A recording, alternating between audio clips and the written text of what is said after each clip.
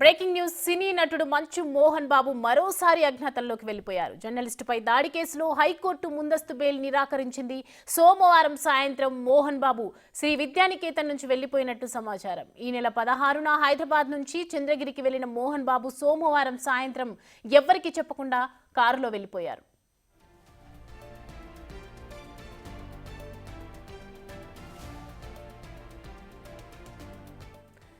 ఇదే అంశానికి సంబంధించి మరిన్ని అప్డేట్స్ అందించడానికి దామోదర్ లైవ్ లో సిద్ధంగా ఉన్నారు. దామోదర్, చెప్పండి.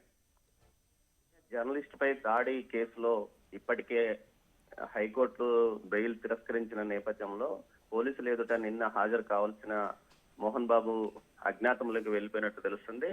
ఏదైతే తెలంగాణలో ఇష్యూ అయిన తర్వాత నేరుగా ఆయన తిరుపతి విద్యానికేతన్ చేరుకున్నారు. శ్రీరంగంపేటలో ఒక 3 రోజుల పాటు ఉన్నారు. ఆ తర్వాత ఆయన నేరుగా దుబాయ్ వెళ్ళి వచ్చాడంటూ కూడా ఆయన ప్రతినిధులు ఏదైతే ఆయన లాయర్లు కూడా చెప్పిన విశేషం. అక్కడ నుంచి ఆయన నేరుగా బెంగళూరు మీదుగా తిరిగి విద్యానికేతన్లో 2 రోజుల పాటు ఉన్నాడు. ఆ తర్వాత ఏదైతే హైకోర్టు మరోసారి ఎట్టి పరిస్థితుల్లోనూ పోలీసులు ఎదుట హాజరు కావాలి, బెయిల్ రద్దు చేస్తున్నామంటూ బెయిల్ పిటిషన్ రద్దు చేస్తున్నామని చెప్పిన నేపథ్యంలో ఇది 25వ తేదీ వరకు ఆయనకు గడువు ఇచ్చినారు.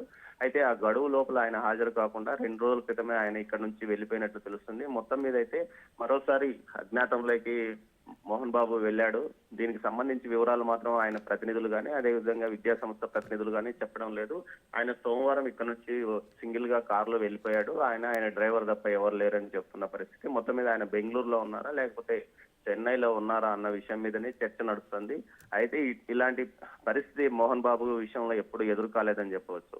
గతంలో పెద్ద ఎత్తున అటు విద్యానికేతన్ భూముల సేకరణ సందర్భంగా అప్పట్లో మాజీ మున్సిపల్ చైర్మన్ అయిన శంకర్ రెడ్డితో వివాదము, ఆ తర్వాత పెద్ద ఎత్తున పలు చోట్ల వివాదాలు తలెత్తినప్పటికీ ఎప్పుడూ ఆయన ఈ విధంగా అజ్ఞాతంలోకి వెళ్ళిపోయిన పరిస్థితి లేదు. కేసులు నమోదయ్యాయి. అంతేకాకుండా ఈయన సంబంధించిన ఏదైతే కాలేజీకి సంబంధించిన వారు దాడులు చేసిన నేపథ్యంలో కూడా స్థానికుల నుంచి ఎంత వ్యతిరేకత ఎదురైనప్పటికీ ఏ రోజు కూడా ఆయన బయటికి వెళ్ళలేదు, అజ్ఞాతంలోకి వెళ్ళలేదు. తాజాగా జరిగిన పరిణామాల నేపథ్యంలో ఏదైతే కుటుంబ కలహాల నేపథ్యము, ఆ తర్వాత అటు జర్నలిస్టు పైన దాడి జరిగిన కేసులో ఆయన మీద నమోదైన కేసుల విషయంలో ముందస్తు బెయిల్ హైకోర్టు నిరాకరించిన నేపథ్యంలో సోమవారం సాయంత్రం విద్యానికేతన్ నుంచి వెళ్ళిపోయినట్టు తెలుస్తుంది. అయితే దీనికి సంబంధించి ఆయన ప్రతినిధులు కానీ అదేవిధంగా ఏదైతే విద్యా సంస్థల ప్రతినిధులు కానీ ఈ విషయం మీద నోరు మెదపడం లేదు. Soumya, thanks for the updates Damodar.